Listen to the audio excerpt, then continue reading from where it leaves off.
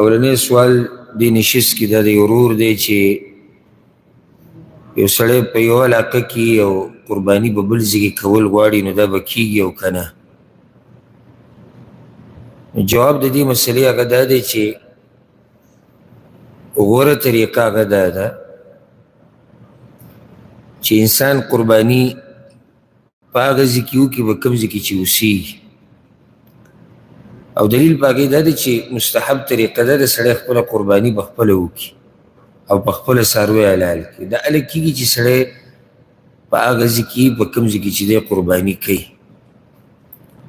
او صحیح بخاري صحیح مسلم کې دا حدیث دی چې رسول صلی الله علیه وسلم کله قرباني وکړه په دوه ګډانو باندې نو فذبحهما بيده په خپلو لاسونو یې د دواړه حلال کړي.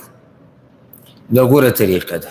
دغه شان دا هم جایز دي چې یو سړی د خپل طرف نه یو کس نایب کړي چې ته به د قرباني وکړي یا څاروی به حلال کړي.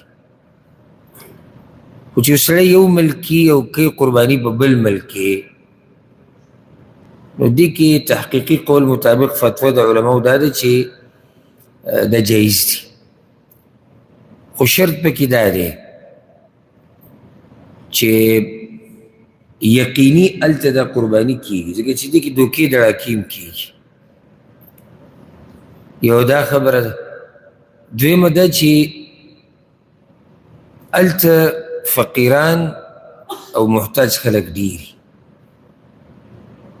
نو بیا سړی کولی شي چې دی په یو ملک او قرباني په بل ملک کې کوي. دې کې څه حرج نشته.